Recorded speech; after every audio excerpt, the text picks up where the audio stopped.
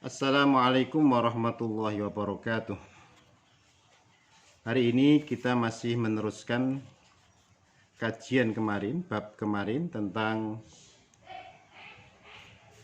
Islam dan hubungan Islam dan kebudayaan.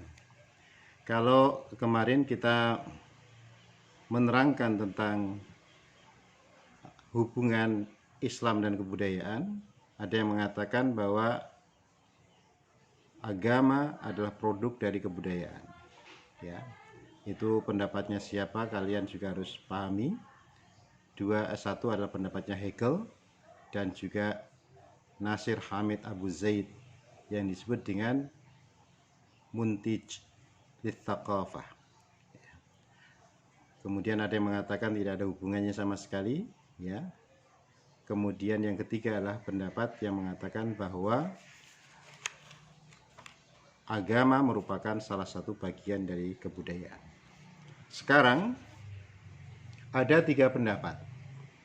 Islam memandang ada tiga hal, ya, tiga bentuk klasifikasi Islam memandang terhadap kebudayaan. Pandangan yang pertama, menerima atau taslim sepanjang belum ada ketentuan hukum yang pasti. Bagaimana kalau ada adat istiadat yang berlaku di tengah-tengah masyarakat? Ya. Pendapat yang pertama mengatakan taslim. Taslim itu menerima, bentuk itu ya. Menerima sepanjang belum ada ketentuan hukum yang ada yang pasti. Misalkan Islam datang dari Arab, ya. Kemudian dibawa ke berbagai macam negara.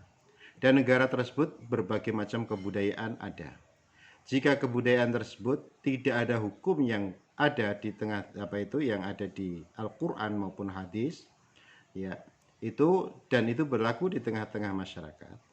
Dan menurut masyarakat itu adalah baik sepanjang tidak bertentangan secara syar'i, secara qat'i, dalil yang jelas, maka pendapat tersebut bisa diterima.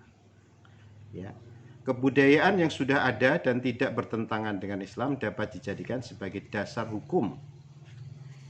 Dalam kaidah fikih mengatakan al-'adatu muhakkamatun. Adat, kebiasaan itu dijadikan sebagai landasan hukum, ya, atau dihukumi.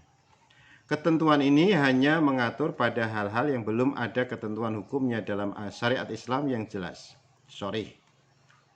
Seperti masalah mahar, mas kawin, ya.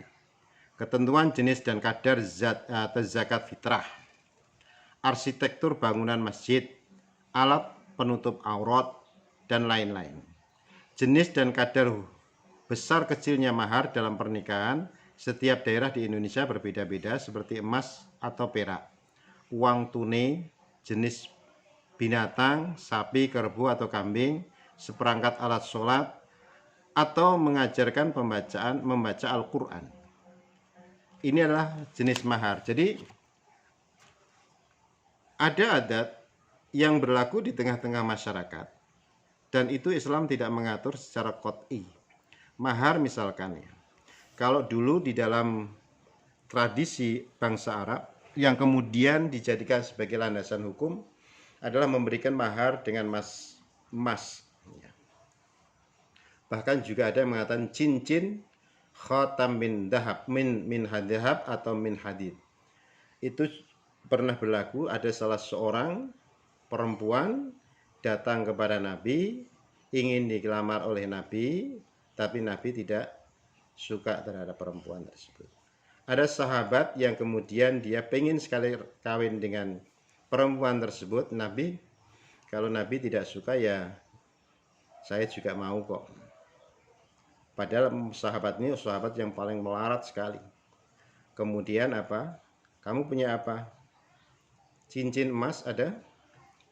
Coba cari di rumah. Pulang di rumah nggak punya apa-apa.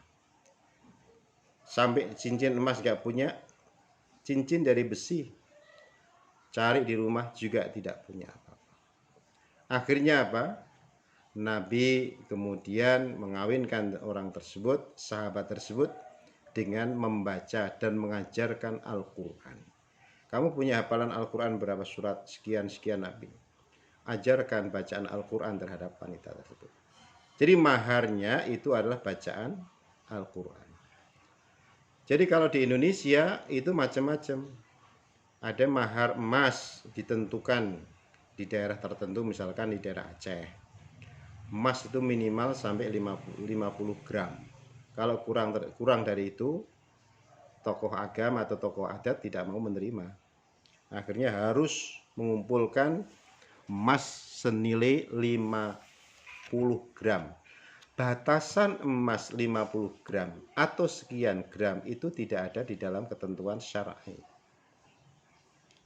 Boleh itu emas 1 gram, boleh berupa uang yang bisa dimanfaatkan oleh perempuan itu. Atau malah bahkan di negara kita seperangkat alat sholat ya. Dengan mahar seperangkat alat sholat dibayar tunai. Entah seperangkat alat sholat itu harganya berapa. Kan harganya macam-macam. Seperangkat alat sholat yang jelek ya harganya 50.000, atau kadang-kadang yang grosiran 25.000, itu kan bisa. Ada yang bagus sampai jutaan juga demikian. Itu boleh. Nah, yang seperangkat alat sholat ini kan tidak ada di dalam hadisnya. Tidak ada dalam hadis. Kemudian seperti di daerah yang lain, misalkan di daerah Madura ada yang menggunakan kambing atau kambing sapi 5, tapi sapi yang sudah poel, yang bisa digunakan untuk untuk kurban ya. Ketentuannya seperti itu. Tidak boleh kepala sapi itu utuh. Ya itu ya diperbolehkan. Mahar yang demikian ini sesuai dengan adat istiadat yang berlaku di masyarakat. Ini salah satu contoh ya. Salah satu contoh bahwa adat kebiasaan itu diterima sebagai landasan hukum di masyarakat tersebut. Arsitektur masjid itu tidak ada ketentuannya sama sekali. Kalau ingin seperti zamannya Kanjeng Nabi, masjidnya itu ya tidak ada atapnya. Karena zaman Nabi belum jadi betul. Hanya separuh ada atapnya dengan pelepah kurma, yang separuhnya lagi tidak ada atapnya sama sekali. Karena di Mekah untungnya tidak pernah ada hujan sehingga tidak ada banjir dan lain sebagainya. Ini termasuk bagian dari persoalan lama kalau orang mengatakan ingin seperti halnya membangun masjid seperti halnya Nabi, ya tidak ada pakai atap, pakainya pelepah kurma ya. Kalau masjid-masjid di Indonesia pakai pelepah kurma mana bisa itu, karena pelepah kurma ngambilnya dari Arab habis semuanya. Makanya perkembangan ilmu pengetahuan, perkembangan tentang arsitektur dan teknik sipil itu sangat mempengaruhi terhadap nilai-nilai, terhadap ajaran agama Islam, terhadap persoalan-persoalan yang berkaitan dengan masalah agama. Kemudian pendapat yang kedua atau kategori yang kedua, mengubah, taghyir, rekonstruksi. Apabila ada sebagian unsurnya bertentangan dengan Islam, maka harus dilakukan perubahan, rekonstruksi ya. Kebudayaan yang sebagian unsurnya bertentangan dengan Islam, kemudian dilakukan rekonstruksi sehingga berpotensi menjadi Islami.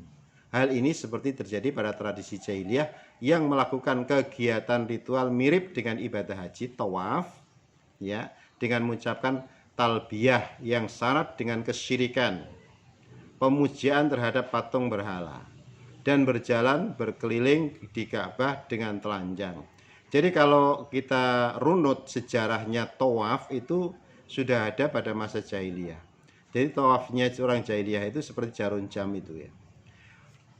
Di depan Ka'bah, di depan Lata dan Uzza ya.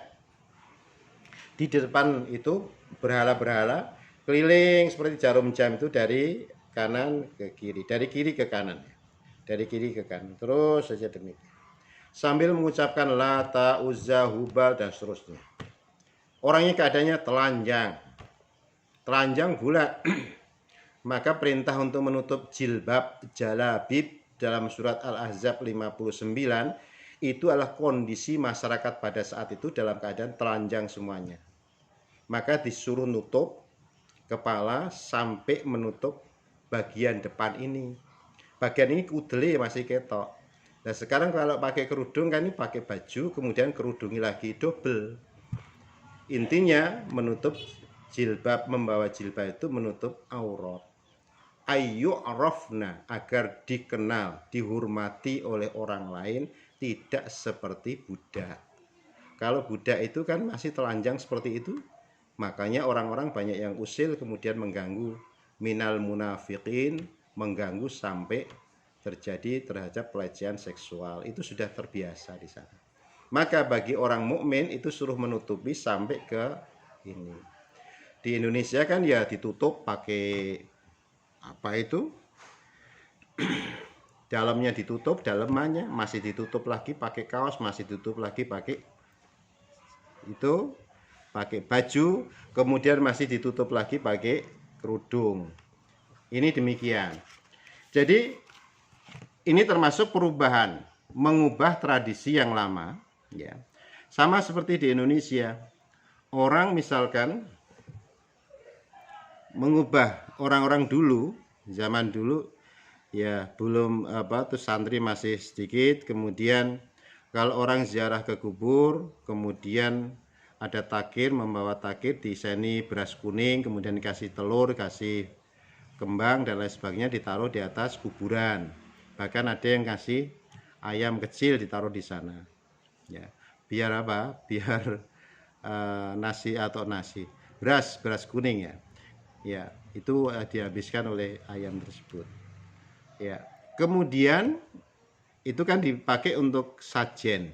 Sajen itu adalah untuk ngasih makan demit yang ada di kuburan. Ya. Kalau kemudian sekarang ini tidak habis di situ, kemudian diambil orang, berarti demitnya ndak sireng. Ya, kemudian diambil orang. Wah, kalau diambil berarti sudah habis kan? Berarti itu diterima. Itu keyakinan mereka. Nah, kemudian diubah oleh para kiai, jangan seperti itu. Sodakoh itu diberikan kepada manusia, sehingga nilai sodakoh itu adalah nilai yang sodakoh pahalanya untuk mayit, ya. Apakah boleh? Di dalam beberapa literatur dikatakan ada seorang anak pemuda, anak muda, yang kemudian dia bertanya kepada Nabi, ibunya telah meninggal dunia, Nabi, kalau saya sedekah untuk ibu saya boleh enggak? Hadis riwayat Muslim mengatakan bahwa Nabi boleh. Maka tradisi seperti itu berbeda-beda dalam tradisi yang ada di masyarakat Jawa maupun di negara-negara yang lain. Bahkan kalau di daerah Maroko misalkan, meninggal siangnya, malam harinya mesti dia ngasih makan orang-orang yang ada, ya tamu itu. Kemudian disembelihkan kambing, makan bersama-sama. Loh, tradisi itu sejak dulu di zaman apa itu yang disebut dengan tradisi al-urf fil Madinah, adat istiadat yang berlaku di Madinah, sampai buku yang disampaikan atau ditulis oleh Imam As-Suyuti Al-Hawi ya sekitar 9 abad berikutnya, itu masih berlaku, masih ada tradisi itu di Madinah, ya. Kemudian masuknya ajaran Wahabi, kemudian disingkirkan semuanya tradisi itu. Padahal itu tradisi yang sudah turun-temurun. Kalau Madinah itu melakukan seperti itu, dasarnya apa? Ya mesti dasarnya adalah tradisinya para sahabat. Yang ketiga, kalau kebudayaan itu adalah bertentangan secara nyata dengan Islam, maka harus ditolak. Itu yang disebut dengan mardud, ya. Menolak kebudayaan yang bertentangan. Kalau diadakan satu rekonstruksi tidak bisa, dan bertentangan, tidak bisa dikompromikan, ya ditolak.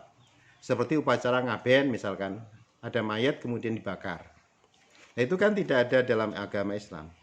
Karena manusia itu dimuliakan fil barri wal bahar, ya. Walaupun mereka mempunyai argumentasi tersendiri tentang itu, ya, tentang hal tersebut, makanya Islam tetap menolak karena masih menghargai terhadap manusia. Manusia meninggal kemudian dimandikan, dihormati, kemudian dikafani, tidak bisa berjalan ke kuburan sendiri, diantarkan ya. Nah, inilah penghormatan yang terakhir bagi manusia yang telah mati. Maka orang atau Islam memandang bahwa orang meninggal dunia masih harus mendapatkan penghormatan terhadap orang lain ya. Masih dikafani, disolatkan, kemudian dikuburkan dan didoakan. Demikian yang bisa saya sampaikan, semoga bermanfaat. Besok kita lanjutkan pada etika Jawa. Hatur nuwun, wa ma taufiq illa billahi alaihi tawakkaltu wa ilaihi unib. Wallahul muwaffiq ila aqwamit thariq. Assalamualaikum warahmatullahi wabarakatuh.